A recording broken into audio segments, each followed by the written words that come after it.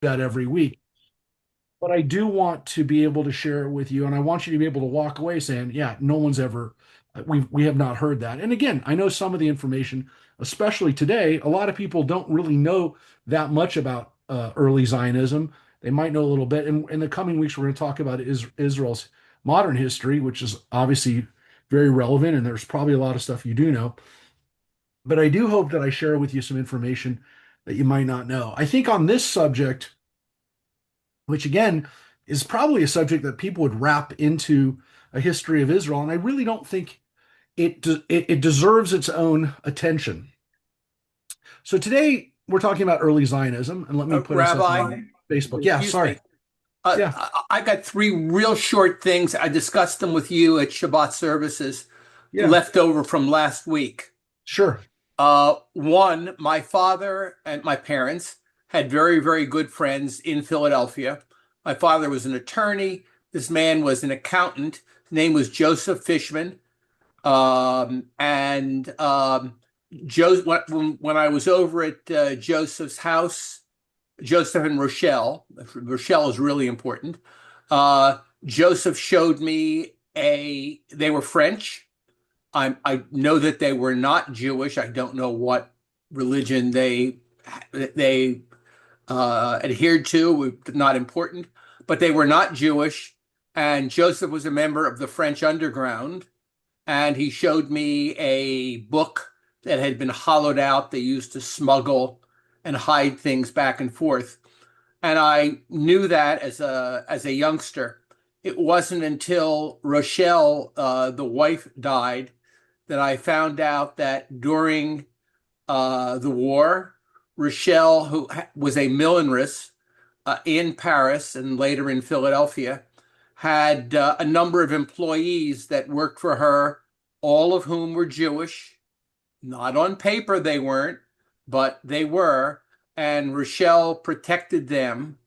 Rabbi, you asked if she was so honored, and not to my knowledge. But I knew them. They were lovely people, and I didn't know about Rochelle's involvement until after she passed away. You also mentioned the bombing of the rail lines. On my wall right over here. I scanned the camera over, but I don't know. Let me see if it'll pick up a photograph over there. Um, it's the bottom photo. I'm sorry, that's about the best this camera will do. Uh, it was taken by Harold Edgerton at MIT.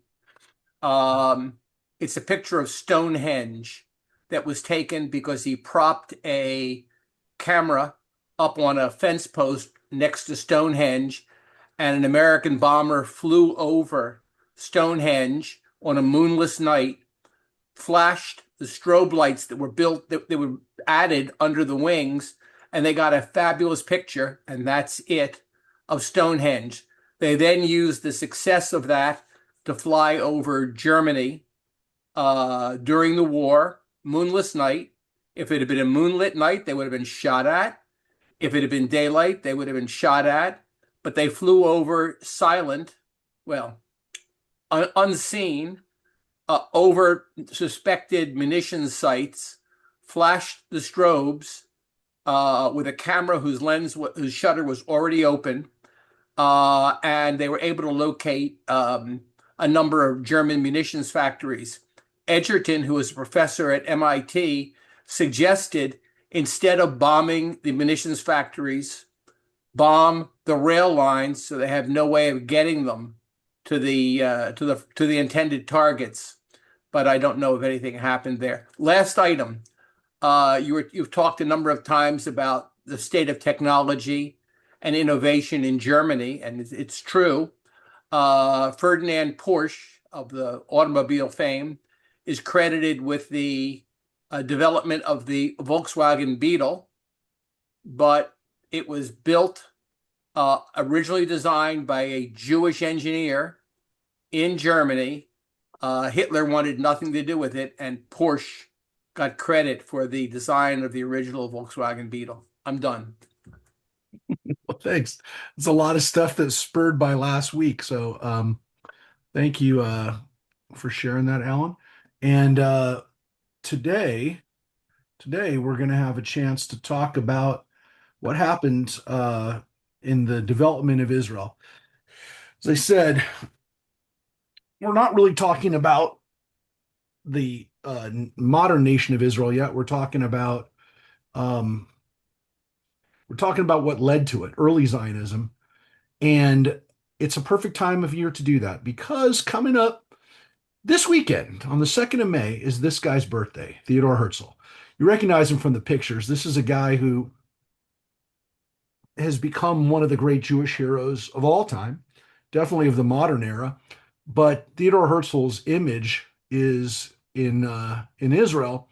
It's in a lot of places. It's not like you see in some countries when you're going to, cross the bridge into Jordan where you see King Abdullah's face everywhere, or even for that to some extent when you used to see the Queen. You don't see the King as much.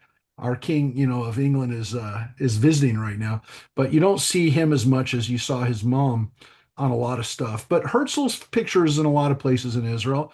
He's kind of a hero of Israel's founding, obviously, but he's an interesting guy because he never really spent much time in Israel, and his birthday is coming up this weekend. And what's very interesting is, you know this. Normally, when someone's not alive anymore, we don't celebrate their birthday. We celebrate their yard site. We celebrate the time they passed.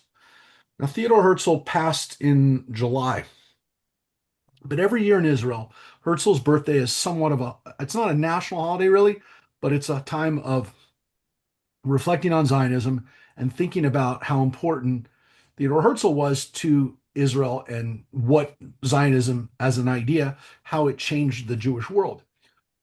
And it's an interesting fact. When we get to Herzl in just a moment, it really kind of begs the question, why of all the people in Jewish history do we celebrate this guy's birthday and not the day that he passed? Why is his birthday still celebrated? And so we'll mention that. But this is really, again, the focus today is on early Zionism, what led to the nation of Israel, and we'll talk about in the coming weeks.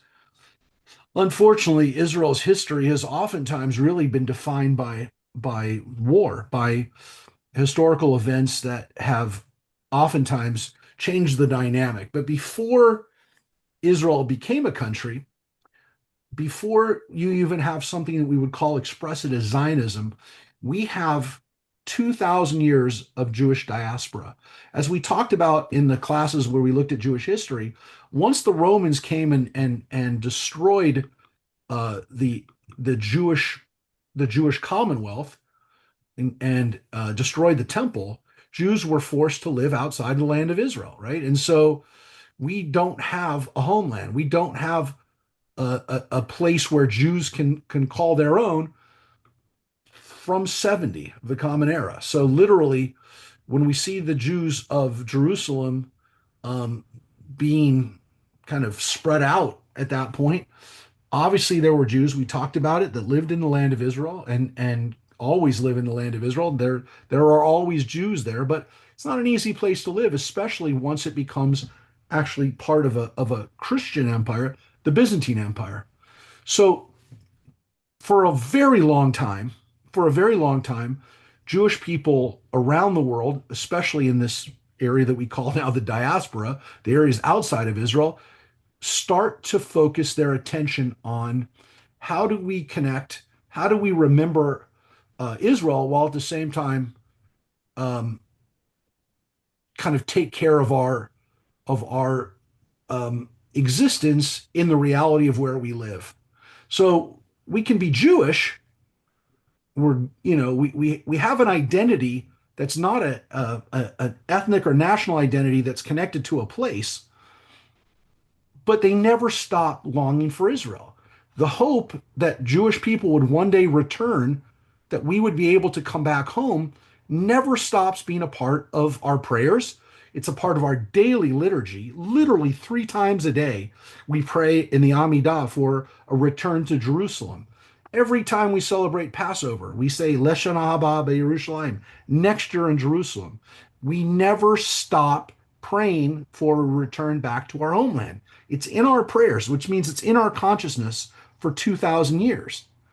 And Jews continue to, in the diaspora, go back to Israel to visit. They make pilgrimages to what we call the four sacred sites in Israel. They'll come back to Jerusalem, obviously. They'll come back to Hebron, which is the place where the patriarchs and matriarchs are buried. They'll also go to the city of Sfat, which becomes, during the Middle Ages, the center for Jewish spirituality, for Kabbalah. We talked about that when we looked at Kabbalah. And then they'll also go to Tiberias, which is right near Tzfat in the Galilee, and it's where a lot of the rabbis worked and studied and taught. And there are graves of the rabbis all around Tiberias. And so people would oftentimes come to these places and they would, quite frankly, they would pray. They would go to the graves and they would pray at these places as a pilgrimage, very much like what Christians and to some extent Muslims and other traditions do when they come to places for a pilgrimage. And so Jews continue to try to make a pilgrimage if they can, but it's oftentimes very hard. And this goes on literally for 2,000 years. Things start changing on the ground in the land of Israel in the 1800s. And we talked about some of what was going on in the Jewish world, especially in Europe during this time. And the reverberations of that are definitely felt in the Middle East as well. Because in the 1800s, we have we talked about how Napoleon accelerated assimilation. When Napoleon swept across Europe, he not only changed the dynamics of people now saying we have to be separate. Jews can be French people, they can be Germans, and he encourages that. As we said, he established something called the Sanhedrin, a rabbinical court to basically help Jews become more assimilated wherever they were. And when Napoleon's empire falls, which it does very soon after it starts, what's left back in Europe is not what was there before. Because as those countries, especially places like Italy and Germany, well, they weren't even called Italy and Germany yet, but those areas start to think about themselves as nations, no longer little fiefdoms and little nation states. They start to think of themselves as entities that are now going to function as a nation.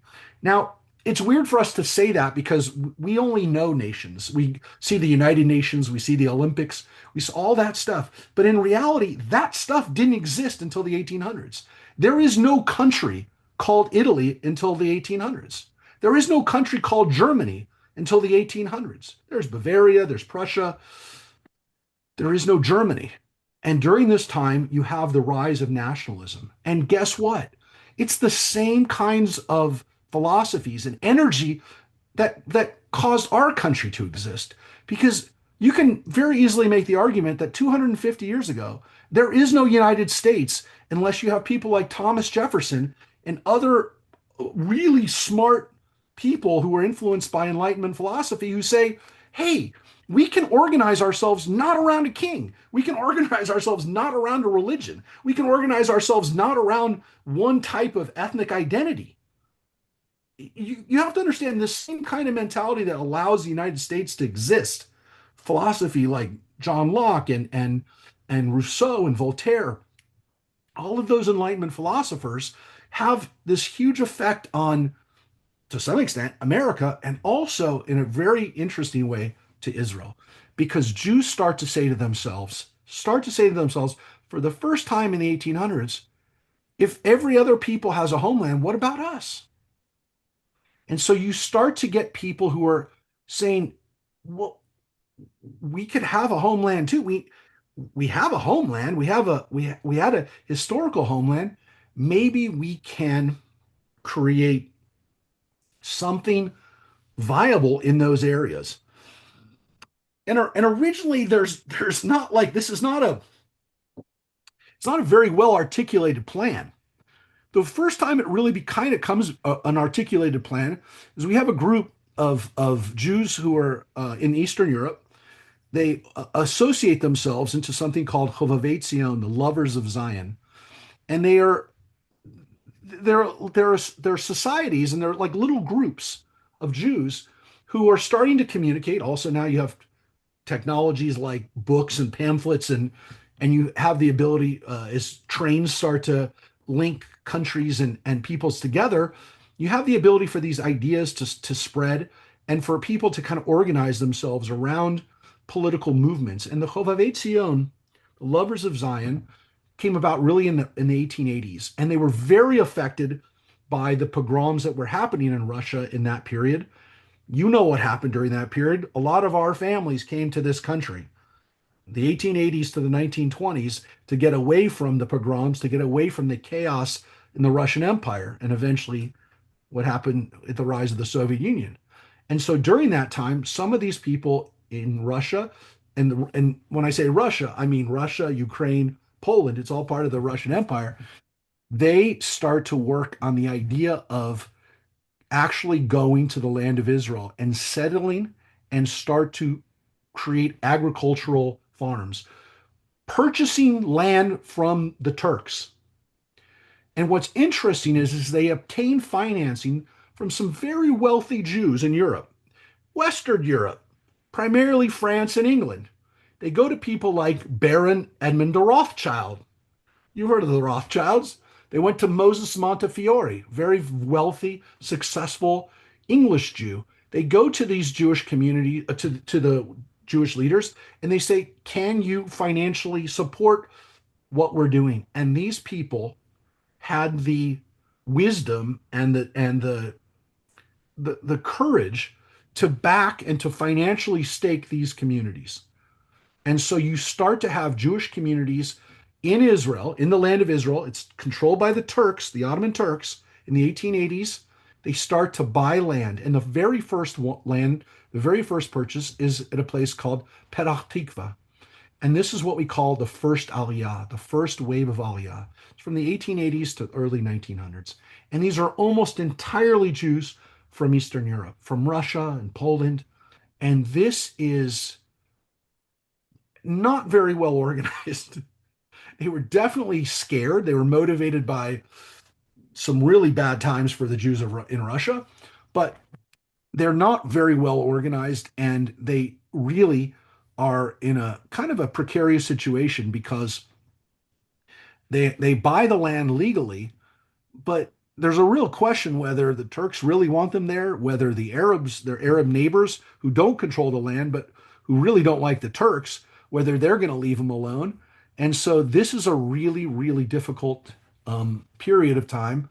And you believe it or not, even at this early date, and here's a picture of these people in Petah Tikva in the 1880s, there were some really dangerous situations where sometimes these people were attacked, and they were attacked by local Arab tribes, families, I would say, not an organized Arab army, but they're attacked by their Arab neighbors who, quite frankly, don't want them on the land and are, I would say, to some extent, worried about what's going to happen next. Don't know that they're necessarily wrong about that because as the Arabs are going to find out, um, the next waves of Jews that are going to come from Europe are are going to be serious about it. And those Jews are inspired by this guy right here, Theodor Herzl. So let's talk about Theodor Herzl for a moment, because as I said, in a couple of days, it's going to be Herzl Day in Israel. And I've heard a lot of discussion about Herzl this year, probably because there's so much discussion about Zionism this year. But this guy, Theodor Herzl, is the person that we credit with the beginning of what we'd call political Zionism. He was born in Budapest, Hungary in 1860. And He only lived to be 44 years old. He died in 1904. He died 40 years before Israel was established. Could he have made it to Israel's establishment? Yeah, he would have been 80.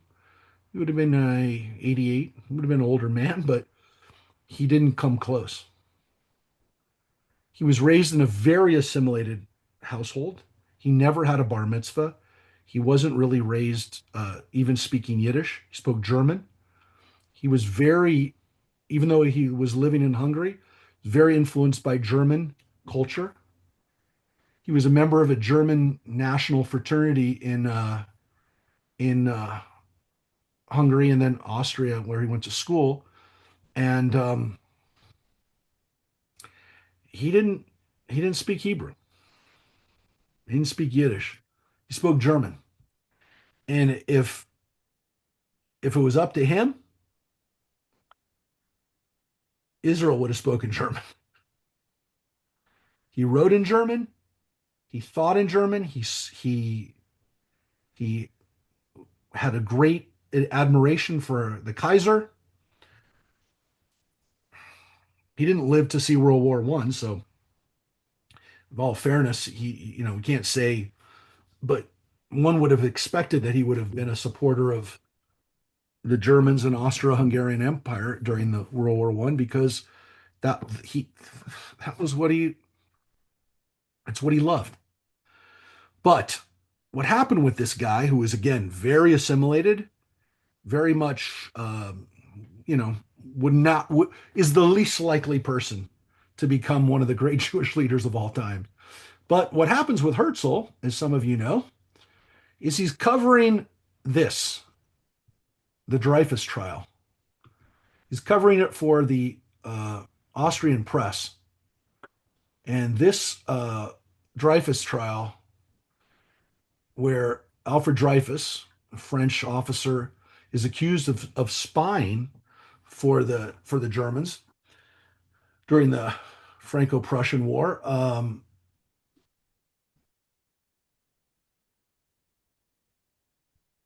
He's accused completely falsely of being a spy, and is sent to Devil's Island prison in South America.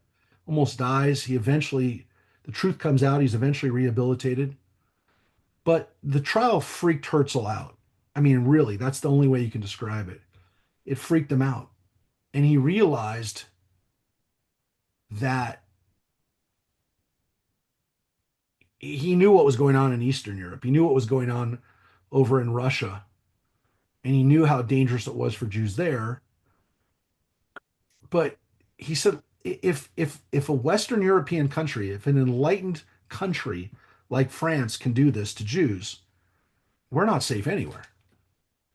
And so he realized that assimilation, because Dreyfus was very assimilated himself. If all these guys were so assimilated, if that's not going to save us, we got to come up with another solution. So he writes a book, a pamphlet, really, called Der Judenstaat, the Jewish state. And he argues that there needs to be a homeland for the Jewish people, a Jewish state. There has to be a Jewish nation. Now, what's interesting is he is at first not really concerned whether it's in Israel. He's also not really concerned whether it's fully independent.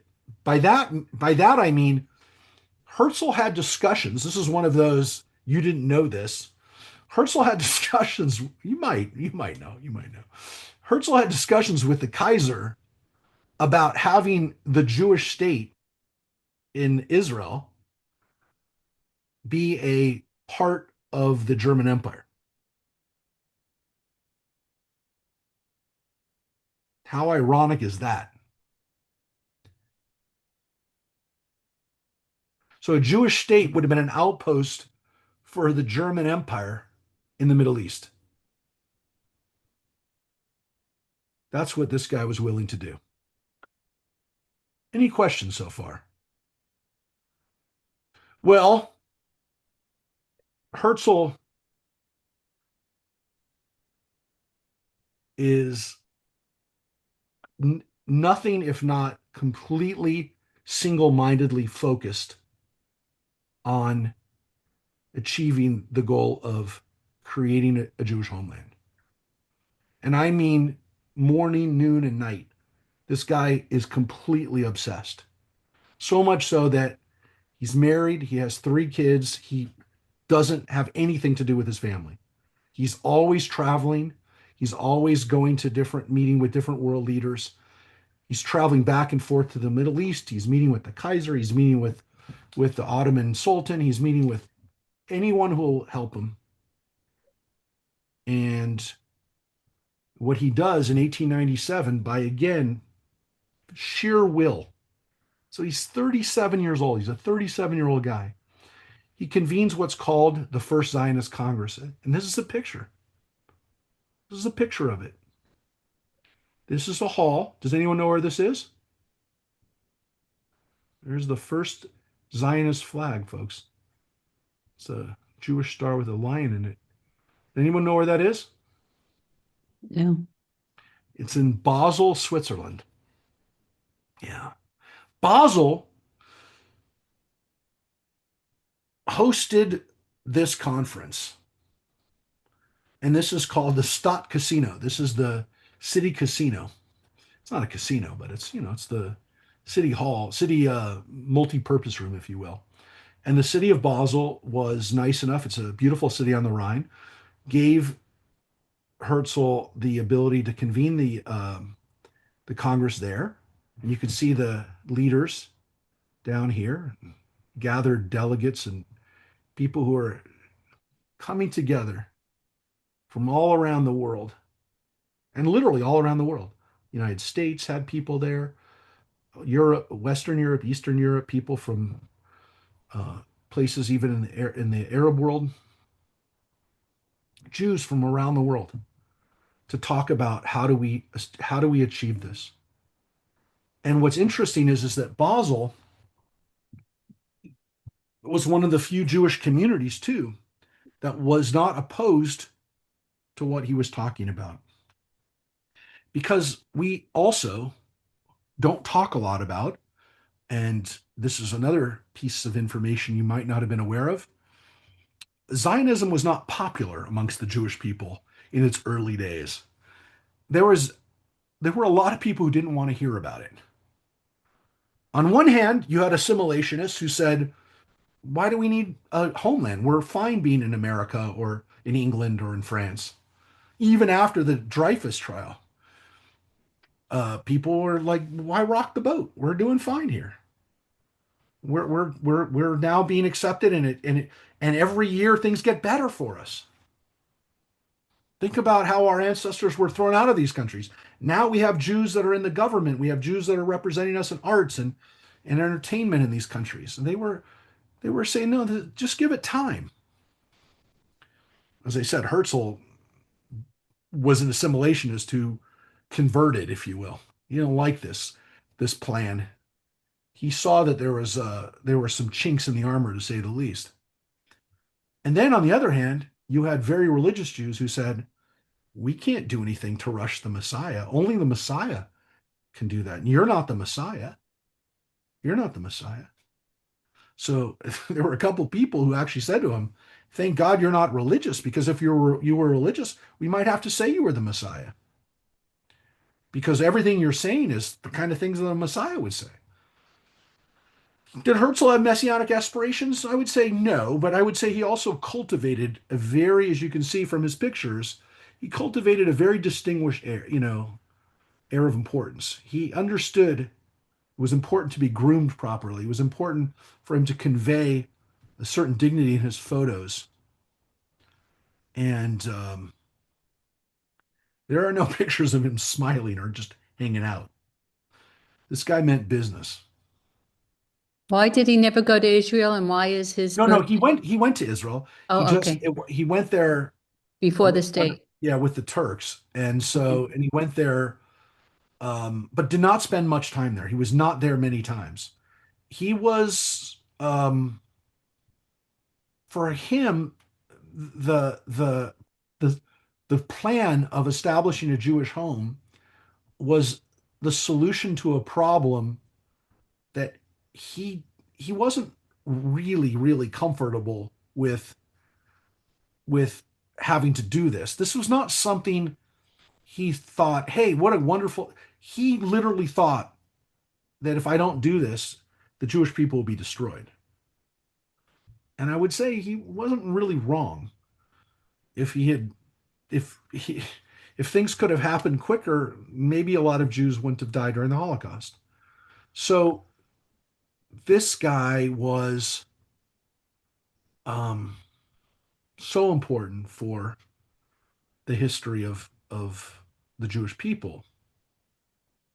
Why do we celebrate his birth as opposed to his death? So I'm going to tell you about that too. Okay. And that's exactly what I want to tell you, which is, um, and again, this is a guy who really, least likely, but he ends up dying of heart disease at 44.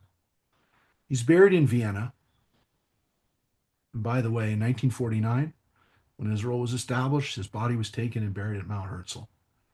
And we always go to Mount Herzl when we go to Israel because that's the Arlington of Israel. It's where many of the prime ministers are buried, and it's it's the it's the Jewish it's our it's our place to honor heroes, men and women who unfortunately have died defending Israel. Now, I want you to understand one of the reasons why we celebrate his birthday. Because normally, when someone has a family, the family celebrates, commemorates their life at their yahrzeit. Herzl had 3 children. His daughter Paulina was suffered from mental illness throughout her life, and she died in 1930. She was 40 years old. She died about 25 years after her dad of a heroin overdose. Um,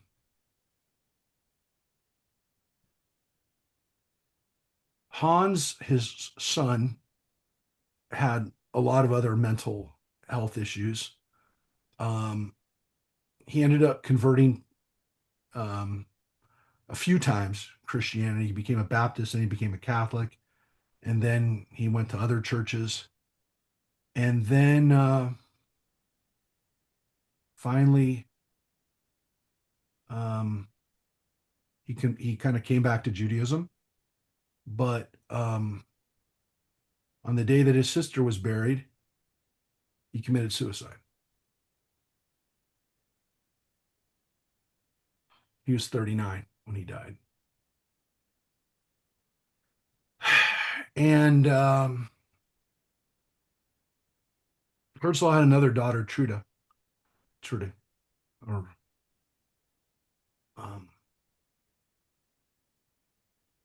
and they had a difficult life in Germany. They lived in Germany, and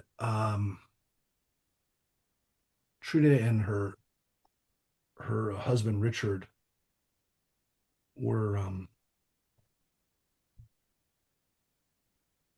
were sent to Theresienstadt, the camp in Czech Republic, and they were murdered there. So, fortunately, knowing that they were probably going to be arrested, Trudy and Richard sent their son Stefan to England so he could survive the war. And so he was there with some of the Zionist leaders in England. And when he found out what happened to his parents in 1946, he committed suicide.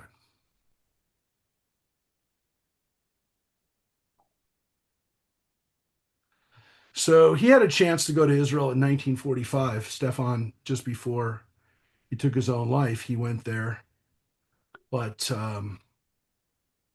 he just couldn't. He just couldn't deal with what had happened to his family. and he's also buried at Har Herzl. So there is not one person that walks around on the planet who's a direct descendant of Theodore Herzl. Not in Israel, not anywhere. So this guy here, who's really the father in some ways of all of Israel, has no direct descendants. So unlike most people who are remembered by their families on the day they died, Israel remembers him on the day he was born.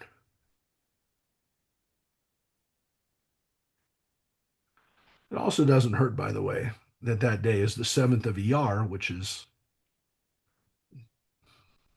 just a few days after Israel's Independence Day. So that Did you is, say, or did I miss what happened to his wife? oh no, I did not say what happened to his wife.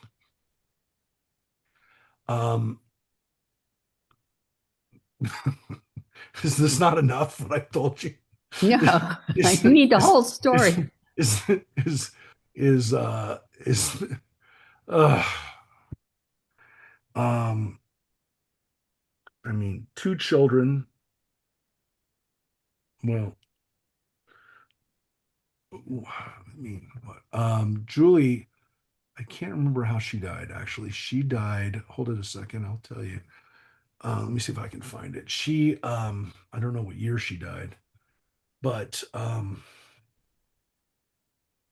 a good question. Supposedly she was not very happy with Zionism or anything. Um,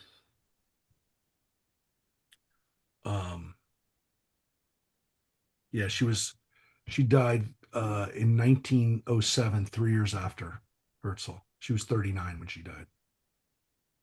I don't know if she died of anything as horrible as how her kids left the world, but not a good story. The family. Yeah.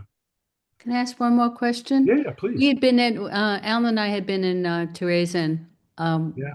with a confirmation trip when we were in New Jersey. And we were told it was not a place where people were murdered. I mean, people died because of ill health or whatever. It was more of a work camp. So,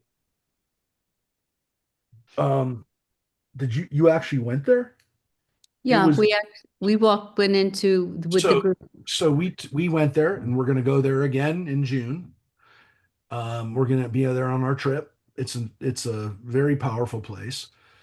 Theresienstadt is was famous to some extent because it was kept as a model Jewish city, if you will, where they had arts, and it was also a place where they brought a lot of artists and musicians, and so a lot of the Jews continued to create art and write and do poetry while they were there in Theresen. But there was Theresienstadt, which is the ghetto, which we go to when we're there, and then there's Theresa next door, which is a concentration camp. Now, it is true that Terezin is not a death camp, but it's also not true that people weren't murdered there. It was a place where people were murdered. It just wasn't at the same level. It wasn't a death factory like Birkenau or some of the other places that, that are Majdanek or some of the other places where where people were just literally taken there to be murdered. But Terezin most definitely is next door. So if you went to Theresienstadt to the ghetto, right next door is Terezin, which was the site of a concentration camp. So most definitely people were murdered at Terezin. I don't know if she was murdered there. I just know that when Stefan heard that his parents both died there, then he just was despondent after that. So this was, you know, the legacy again. It becomes legendary, but you know, the the concept of a Jewish homeland to some extent becomes embedded with the life and the legend of Herzl. And so he becomes, and he's not murdered. He doesn't get killed in the name of Zionism, but there's this understanding that, like, he dedicated his life, he devoted his life, he worked himself to death, and his family to some extent paid the price for his complete and complete absorption into Herzl. Now, my dad was a little obsessed with Herzl, and we have a lot of Herzl memorabilia in our house still. I have friends who are Herzl collectors. There's a guy named David Matlow that you can see on online. He's in Toronto. He posts Herzl stuff all the time on Instagram. He's a friend. I actually was here visiting me a couple months ago. We were looking at some Herzl stuff that we had, and there are definitely people who are very interested in Herzl. My dad, on the 100th anniversary of the centennial, did a trip to Basel, where he brought people from around the world to the same room, and I was there. It was August of 1897. We went there of 1997, and we went there and kind of recreated the Congress and had different Jewish leaders there, and we had music and celebrations of Israel, and it was beautiful. Unfortunately for my father, it was a really bad time to do stuff in Switzerland because just a few months before, if you recall, in 1997 or 96, the Swiss, we discovered, were still holding accounts of Jews who were murdered during the Holocaust, and they had not turned the money over to the survivors, if you recall. And there was a Swiss guy, a janitor, Christopher Melle, who found the documents and then blew the whistle on it. And Switzerland was completely unexpectedly became a country that was not high on the list of places where Jews wanted to visit. So it was very bad timing for doing this. And then I remember there was a lot of press that was there covering it, but literally the day before it started, I'm not kidding. My dad had the worst luck with this. You know, he had spent months, he had spent over a year, right, planning this event. The day before the conference was supposed to start, Princess Diana died in the car accident. Oh God. And nobody talked about anything other than that for a week. And I'm like, oh my God. I remember Rachel was a baby. She was about 1 year old, and we were there in Switzerland, and gosh, she had put so much time into this. And we really did have a chance to celebrate Herzl, but yeah, it was just not meant to be. And it really felt like Herzl once again was not gonna not gonna have his day. So Herzl dies in 1904. Around that time, there's a proposal that the Jews should settle not in the land of Israel, but in Uganda. Yeah, in East Africa. Then perhaps Uganda could be our homeland. That idea doesn't sit very well with lots of people because uh, you're going to give us somebody else's country that we have no connection to. But the British Empire was already falling apart to some extent at the seams because you have separatists, people fighting against colonialism. And so this idea of perhaps establishing a Jewish homeland somewhere else, uh, I mean, the Zionist organization, which comes out of the First Zionist Congress, that there's going to be a World Zionist organization. That was one of the things that came out of that. Sorry, yeah, we're not doing that. The solution, according to the World Zionist organization, was that it had to be in the land of Israel, and there were still differences of opinion on whether that was a make or break issue, was that it have to be in the land of Israel. Now, that being said, around this time, we have another wave of Jews that are coming to the land of Israel. We call the second Aliyah, 1904 to 1914. And these folks who are coming there are also primarily from Russia and from Eastern Europe. But now this is about 20 years later. And guess what? These people have been affected by something that's been going on in Russia for the last 20 years, which is socialism. And this second wave of Jewish pioneers are very interested in creating what we now call kibbutzim. and the idea of creating really socialist collective farms. And these people are really, really going to put into work um, a whole nother level of energy into the Zionist experience. And this group is also one of the most important people in the history of Israel that we also oftentimes don't talk about is this guy right here. And honestly, next to Theodore Herzl, again, obviously David Ben Gurion, the first prime minister, this guy, though, when we talk about Zionism, when we talk about how Israel is established, it's this little guy right here.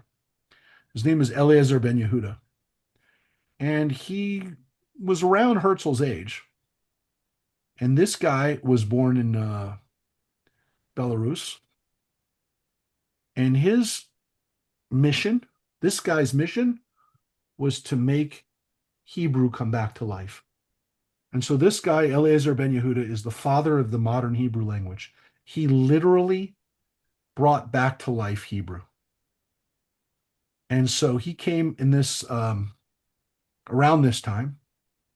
He actually came kind of towards the first Aliyah, but really in the second Aliyah, this is when he started getting more and more followers. He creates a dictionary,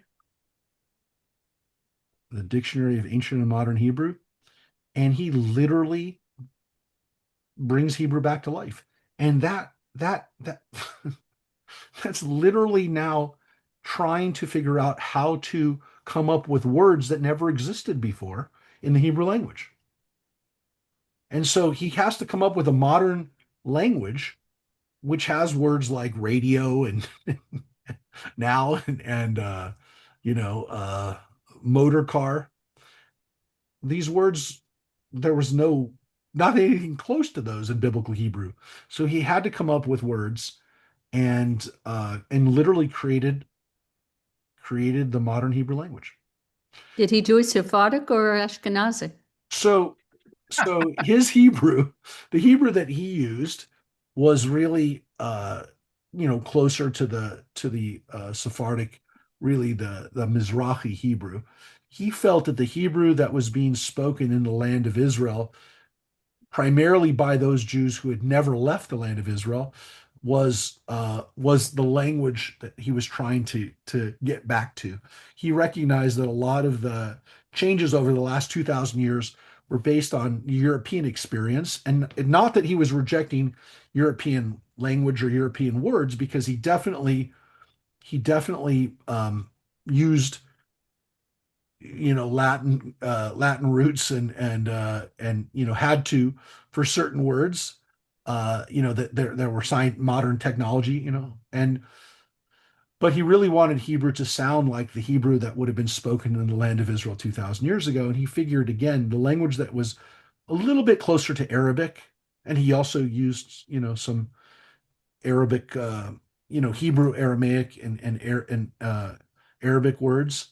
So he really was trying to get to recreate the language, but at the same time, he really felt it must be based on the ancient language. So he really, in some ways, came up with words that were very cleverly connected to the ancient Hebrew word, even though you could have come to a word in a sense an easier word. I'll think of some of the ones that in particular that kind of stand out, but he really did want the language to be true to the roots of Hebrew from 2,000, 3,000 years ago. So again, at this point, we're right on the eve of World War One, and already in the land of Israel, there are different versions, and also let me also say this, outside the land of Israel, because as much as Israel was developing, even at this time in the 1900s, early 1900s, in reality, there are more Zionists outside the land of Israel than in Israel. So people who are already kind of espousing an idea for Jews to have a homeland, a lot of them still haven't made the decision to move. And so both in the land of Israel and outside the land of Israel. And remember, Israel is still controlled at this point by the Turks, up until World War I, controlled by the Turks. You have cultural Zionism, which is really focused on not so much what the political ideas will be, but kind of what kind of what Eliezer ben Yehuda is trying to do, which is trying to make the Jewish people have a culture that is their own, so that they can be a country, whatever, or just have a have a theater, have music, have elements that are part of what it is to be part of an ethnic or cultural group. So there's cultural Zionists. There's also labor Zionists who are, quite frankly, very socialist, who believe that the future of the land is going to be in building the land and being agricultural and working the land with your own hands. And really, that's going to be the embodiment of the success of Zionism, is going to be working and building and and and creating this kibbutzim, which they exist almost independently, each one of them as its own collective, as its own government, if you will. They're very influenced by socialism, and they're very influenced by that kind of socialism that existed and was kind of that I wouldn't say it's Leninist, but it's definitely similar to that. The country is only going to be strong if we have a collective labor force that's dependent on each other and where everyone's working. So these are labor Zionists. And each of these groups, by the way, have their own newspapers, they have their own leaders, they have their own spokespeople. When the Zionists get together, there's a different band of each one of these, like parties. Then, of course, you have religious Zionists, who are religious Jews who believe that Israel is doing what God wants. We don't need to have a Messiah. This is definitely God's will. This is God is doing this, and they're motivated by um by the religious calling. They're led by Rav Kook, who's the first Ashkenazi chief rabbi of Israel, and he is a firm believer that you don't need to have a Messiah, but what we're doing here is God's will. God's will. This is not just socialism. This is not just an idea of human beings. This is what God wants. So you have religious Zionists. And then, of course, with all this stuff that's going on, you have people throwing out ideas like, well, maybe we have to go somewhere else. Maybe we can find a piece of land somewhere where people will just leave us alone. And all of those ideas are going on during that period of time. And on the eve of World War I, there's a real question, which is, if the Ottoman Empire collapses, what's going to happen to our little homeland that we're trying to build? What's going to happen? Because the Turks let the Jews buy the land. They were more than happy to let Jews purchase whatever property they wanted. They didn't really care.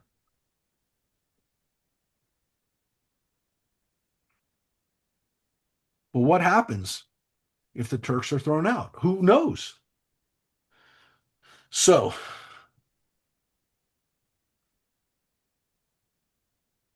and I will say this. I will say this.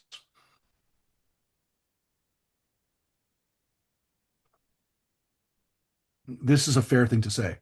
The Turks took advantage of Jews purchasing land because the Turkish Empire the Ottoman Turks were collapsing, and they were only too happy to take the money.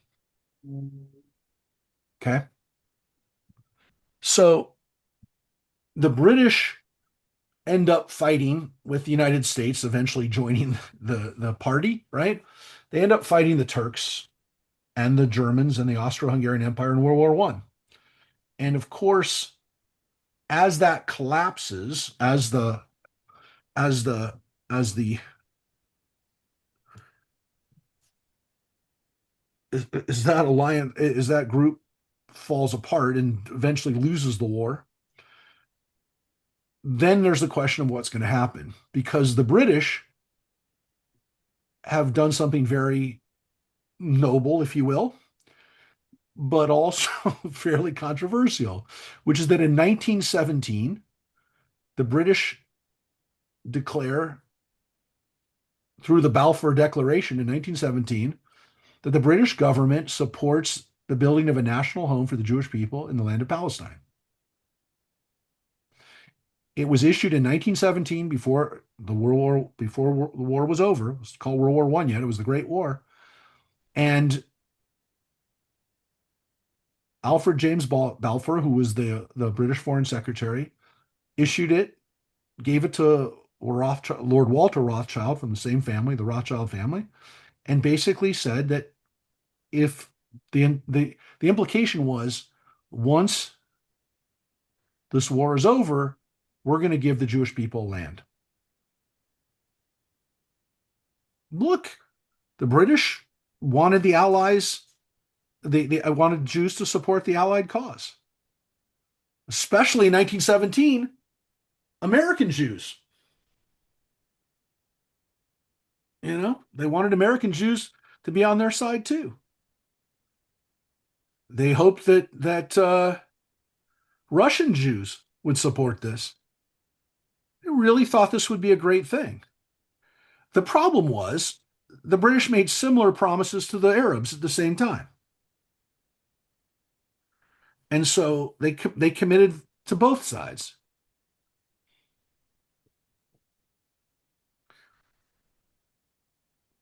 Rabbi, Yeah. Yeah. hold on. I'm gonna mute it so that we don't get a lot of back. Um, for everybody that's on, if you guys haven't done any reading on this, mm, it, I suggest that you find some time. It's really very, very interesting. The whole process between Herzl and the Balfour Declaration and World War One and all the letters. I've read a lot of it. I don't I haven't memorized it all, but it's really very interesting. So just Yeah. wanted to chime in there. Yeah, absolutely. Well, during this time, Back to during you. this during this time, it's true. During this time, as I said, the British were kind of promising everybody everything. And when it came to the Arabs, the you know about this, though you don't realize you know about it, because everyone's seen Lawrence of Arabia. And Lawrence of Arabia, T.E. Lawrence's job was to work for the British to get the Arabs to fight against the Turks, what they call the Arab Revolt. And so, so Lawrence went around primarily, the Arabian Peninsula, but into Jordan and into Israel, and he trained Arabs, essentially, by the way, Bedouins.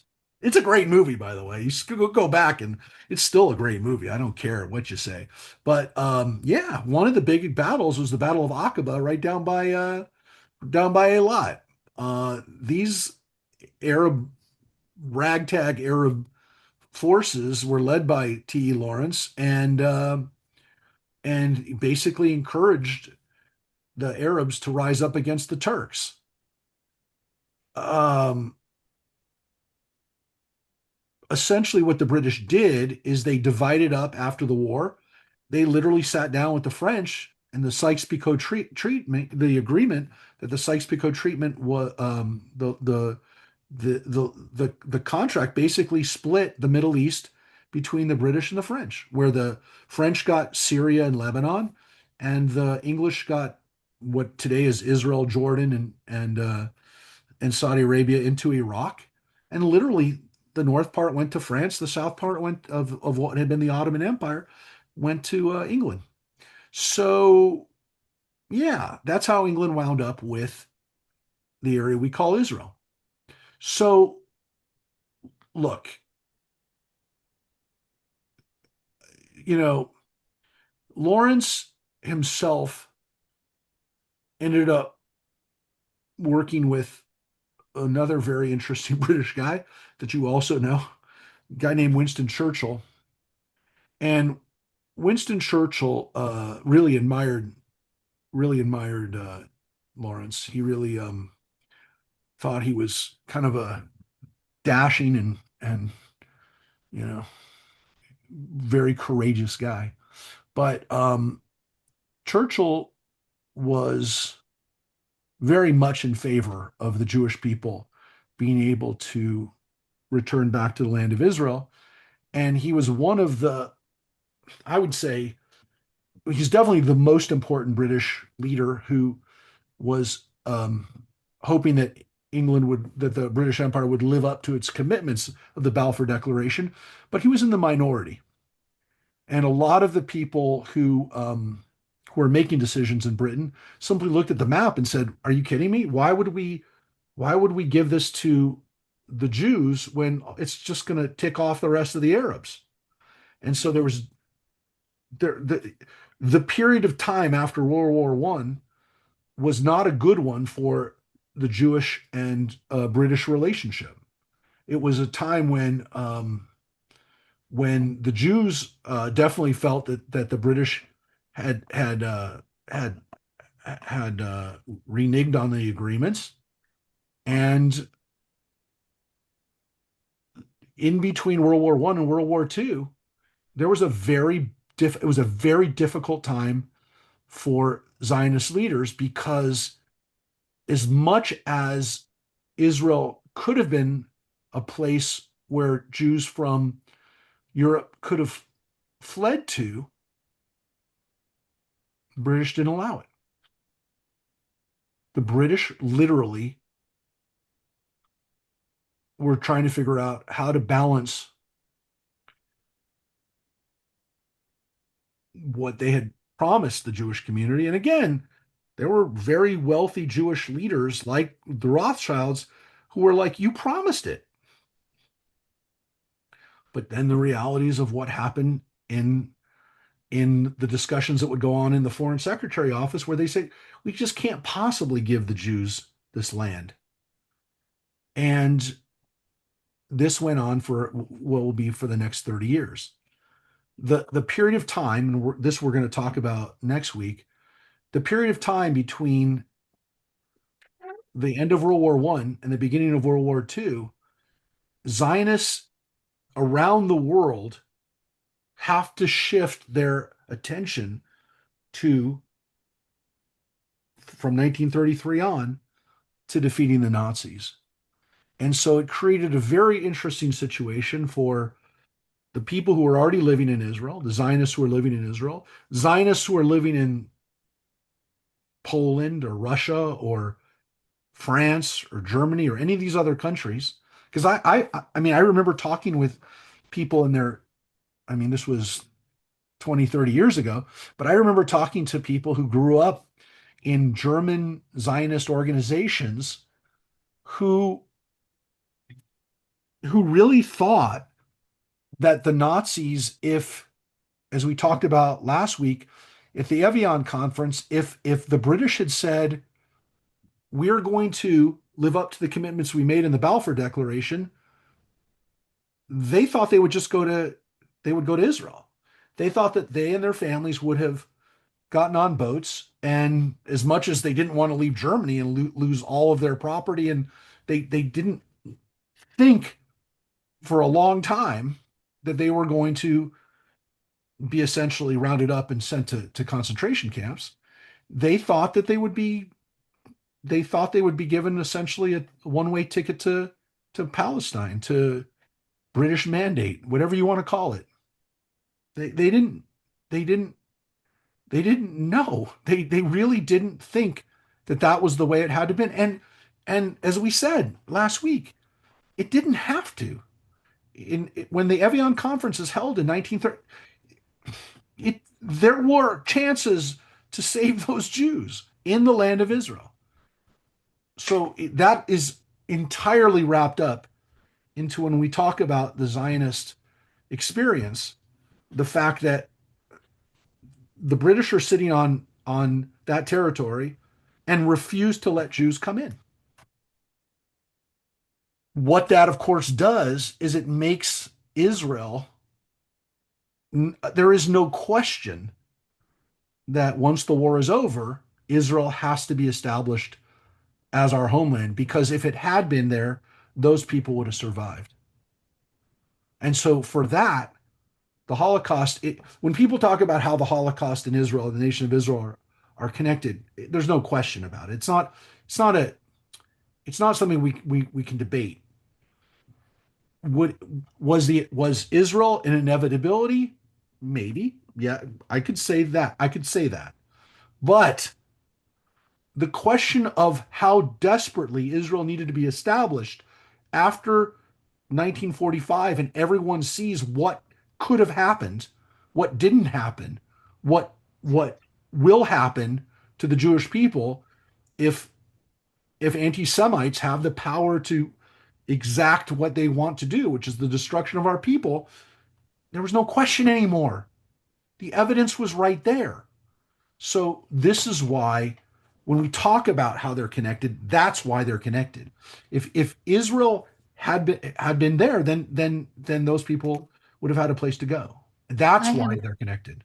I have a question Yeah. that when we were in Israel in 1980 and went into Mea Shearim, I don't remember the exact quote, but it was on the wall of the building, Yeah. and I think it said Yeah. Zionism is fascism. Yeah. Okay, so how did that come to be, and then how long are those people there that they were reacting that way? Um, yeah, that's been going on for over 100 years. So I'll show you the signs that you're talking about. These are also the people that you'll see um, protesting out in front of.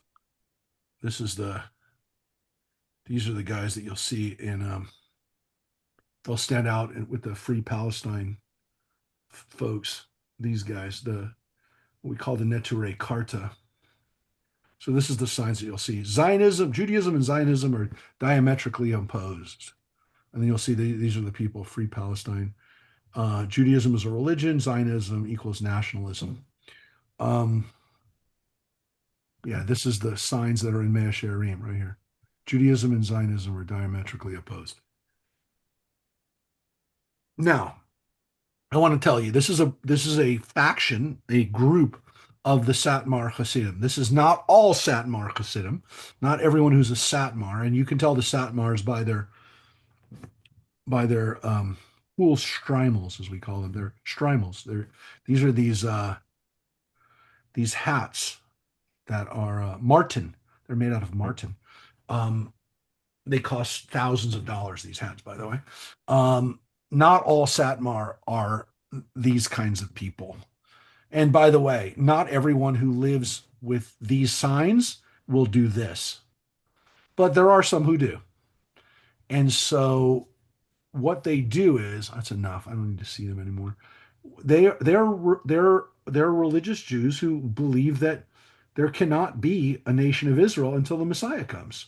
So these are when I tell you that that Zionism wasn't 100% uh, supported by the Jewish community.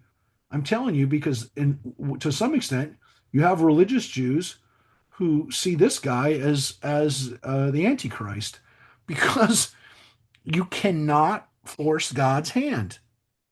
And so these people believe that God, uh, if you do this, you're asking for God's wrath because you're forcing God's hand.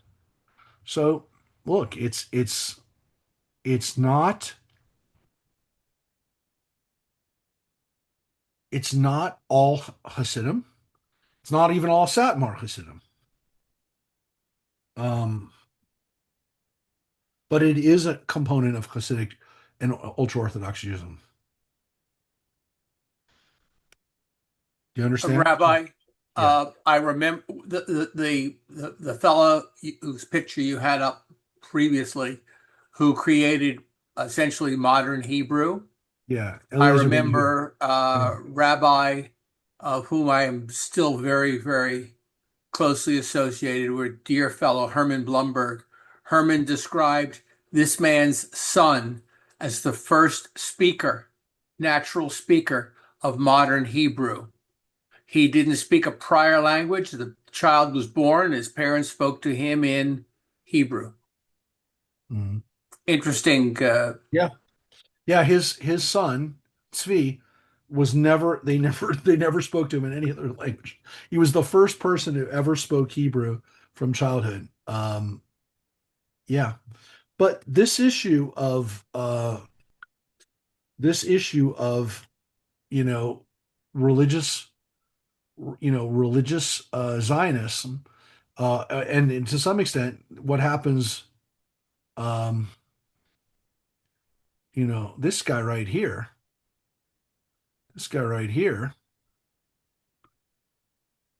look, it's fair to say he never went to Israel, but he did go to Israel. This is the Lubavitcher Rebbe, right? You see this guy's picture all over Israel. See it all over Crown Heights too, right? That's the Rebbe. That's the founder of Hasidus, of Lubavitcher, no, modern Lubavitcher. He's the last Rebbe, but he's the founder of what we he's the instrument of what became Chabad Hasidism, and the growth of Chabad is completely due to this guy, amazing story, amazing history. He became the seventh and final Lubavitcher Rebbe in 1951, 3 years after Israel was established. He never went to Israel his entire life after. The last time he went to Israel was in 1929. He never went to Israel again. That's not because he didn't love Israel. It's not because he didn't support Israel. It's because his followers believed that if he went to Israel, he was going to be crowned the Messiah. Some of his followers still think he's the Messiah. He didn't want his followers to say he was the Messiah. At least this is what I've been told, and I think the real reason why he didn't go. It's not like he didn't want to go to Israel. He loved Israel. He supported Israel. A lot of Chabad people support Israel. I want to make that very clear. Chabad has a lot of infrastructure in Israel. I don't want anyone to say that I said Chabad doesn't support Israel. But because of the religious significance to this, he couldn't go to Israel because the people would have said he was the Messiah when he stepped foot in Israel. Once he was the head of the, once he was ahead of that. Yeah, that's true. So the religious significance of Zionism is a very important issue. How it plays out even to this day, because we're going to talk about it in the coming days when we talk about Israel, when we talk about, because the next few classes we're going to be talking about the history of Israel, and especially in the last 20 years, the level of importance and the level of power that the religious parties have in Israel is causing a lot of tension in Israel. I'm not going to say, and please don't say that I said it. It is not the root of all of Israel's problems, but it is definitely a complicating factor in a lot of what's going on in Israel's society right now. And because of the wars and the conflicts since October 7th, it's been put on the back burner. But I'm telling you, this has not gone away. It will probably be the main issue of contention once everything around Netanyahu settles down, is what happens to the religious parties in Israel, what happens to religious students, whether they're going to have to do their national, I'm going to say military service, they're going to have to do their national service. These are major issues, fault lines within Israel today. And so, yeah, it's a fair question that you ask, Esther, is, what's the situation with the people in Masharim? It's much more complicated than that because there's, number one, a lot more groups than that, and and also, again, the decisions that Israel makes as a government based on the political parties and the way that Israel has to cobble together a coalition to govern. It creates a situation where the religious parties oftentimes have an outsized share of power, because in order to get them into the coalition, they have to make these wild concessions to them. So, for example, the education portfolios, right? There's an education, essentially a secretary of education. In Israel, the secretary of education is a cabinet minister. The decision of who gets to be the that's that's up to Netanyahu or whoever forms the government. But because the religious parties want to have control over that, that's what they get. So what happens in Israel is essentially you have religious, I mean, the equivalent of a religious fundamentalist who gets to control the education portfolio because that's what they had to give them in order to get them to come into the government. So it's a very difficult situation because it doesn't just affect, you know, religion necessarily, religious issues, it affects other things. And so already, as some of you might have heard, and we're going to talk about it, promise you, we're going to talk about when we talk about Israeli government, talk about what's happening in Israel today. There's a new coalition that has come together. It's a new old coalition because it's essentially the coalition that took Netanyahu out of power the last time about 8 years ago. The coalition of Naftali Bennett and Yair Lapid, this center right and kind of moderate party that will be put together with these two leaders.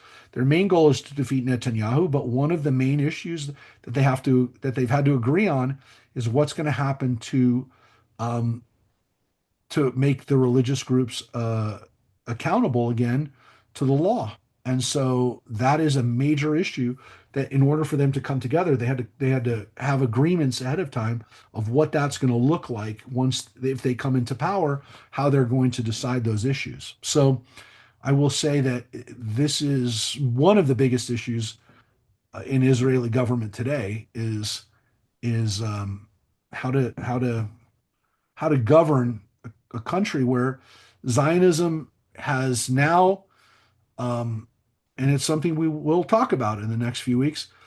What's happened to Zionism since Israel's founding?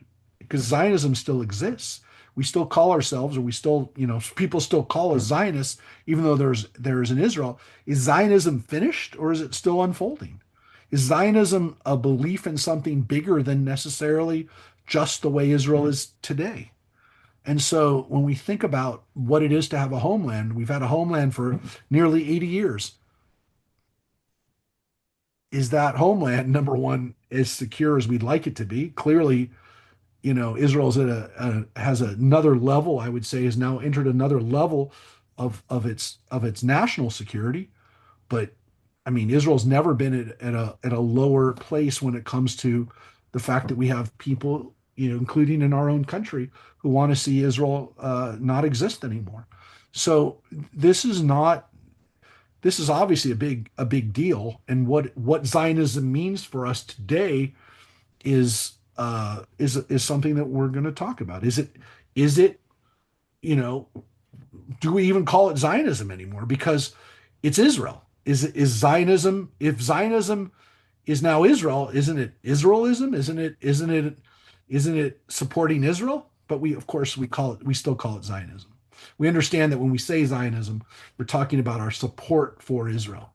But can we also say that maybe it's something bigger? It's something beyond just an idea that to be a Zionist is just to believe in one country for the Jewish people. And I'm not saying we need lots of Jewish countries, but isn't it an idea that wherever Israel is or however Israel exists, we are we are Zionists, even though we're not necessarily Israelis. Anyways, we'll talk about it in the coming weeks. We'll talk about what that identity. We'll talk about what that identity of Zionism means today for us. And I would argue I never would have expected that this would have been such an important issue for us as Jews today uh, to talk about all these things we talked about today. So we covered a lot of ground, and it definitely, I know it's a lot to take in. As John said, there's a lot of good resources, a lot of stuff out there to read more about these people, read more about Theodore. I mean, we talked a lot about Theodore Herzl, but of course you can always read more about him. Eliezer Ben Yehuda is a fascinating story. And we didn't talk about all the other Zionist leaders like Leon Pinsker and Ahad Am. There's several other people who were very important for that. I have a whole collection, by the way, of that's kind of come down to me of Zionist letters and Zionist artifacts that my dad collected, that I've collected, and probably some of them deserve to be in a museum or in some other kind of professional collection. But yeah, anyways, it's definitely. I could show you No, well, I won't show it to you now, but maybe in the coming weeks, if stuff is becomes well, let me show you one thing. Give me 1 second because give me. I'm just going to. I'm going to show you one thing real quick. Hold it.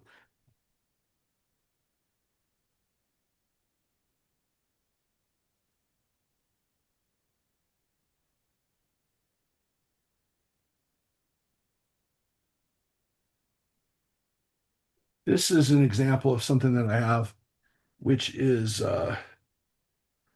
this is this is a play that Herzl wrote. It's called Unser and it's from 1899 from Vienna. And so let's see if there's anything interesting in here. But yeah, it's from Vienna in 1899. So I don't know that he held this particular book, but it's yeah, it's a little piece of Zionist history. So I don't know. I actually have no idea if it's worth anything. I'm not 100% sure, but yeah, definitely it's it's been a part of my life to think about these kinds of people. And these were as much as I knew stories about Jackie Robinson and Sandy Koufax, I also knew stories about Theodore Herzl and Ahad and those were kind of my heroes growing up too. And it's really sad though how Theodore Herzl's life, it always stuck with me. I always kind of thought about it from my dad's perspective. I always said, "Well, Dad, at least you weren't Theodore. At least you're not Theodore Herzl. You know, you, you did you were gone a lot, but you weren't Theodore Herzl." And it was definitely that came out a few times. But yeah, I mean, I really do feel like we're all even if we don't live in Israel, we're all kind of Theodore Herzl's children because he has no family, so he's part of our family. So oh no, Philip said he was trying to join us on Zoom, but I didn't see him come in. Oh, by the way, I showed this. Let me just share one more thing. Philip wasn't Philip, are you? No, he's not on. So I do want to show something that Philip shared. It's Yes, he more. is. Oh, is Philip, you're on? Philip, are you there? He's number 12. Okay. So I want to share something that Philip. I shared this in class, Philip. Yeah, Yesterday. I'm here. I'm Yeah, here. yeah. I shared this in class on the Torah study class. Um, I have to share it again because even though even though it's not about it's more about what we're going to talk about. It's what we're going to talk about next week when we start talking about the modern nation of Israel. It's the he shared this because it just came out last week.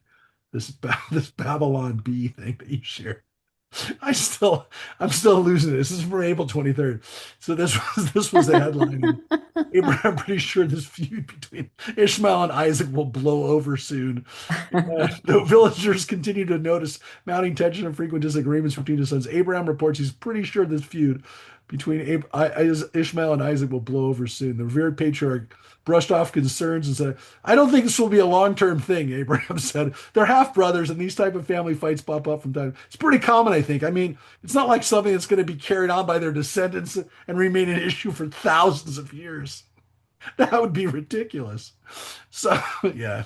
Yeah, I like this too. At publishing time, Abraham planned to placate his sons and ease tensions by offering them a two-tent solution with a corresponding. So, so yeah, that was a really good one, Philip.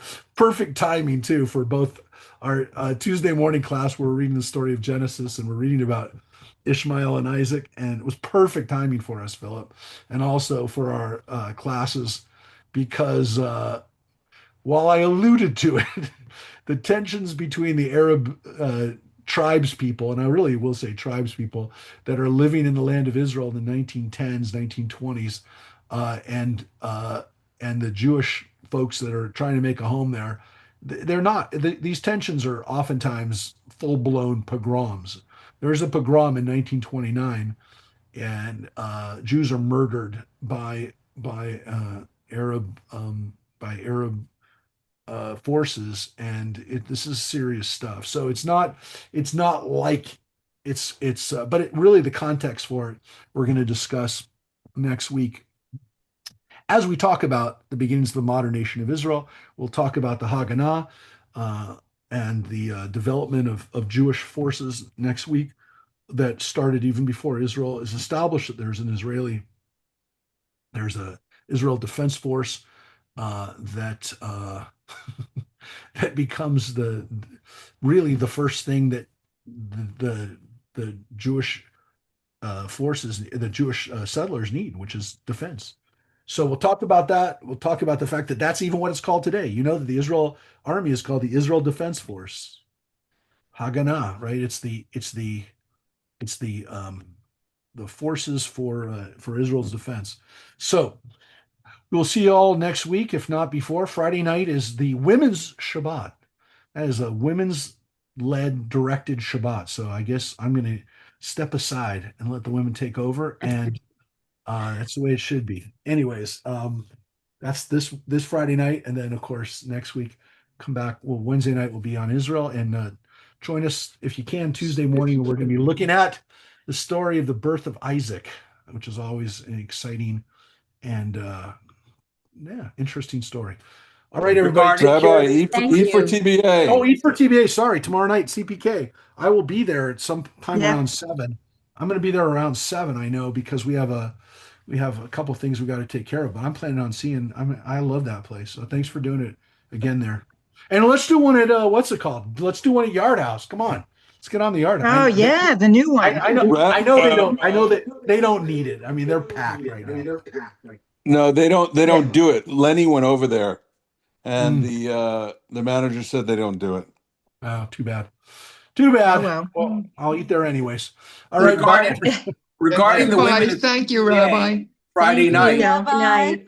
Good night. Bye-bye. See you Friday. Good night, all. Bye. it should be See a ya. great Thank you. event. Come Friday night, please. Yep. See you Please. Friday. A lot of people have worked very, very hard to make that a special women's event. Yep. Bye bye. We'll Yep. all be there. Better be.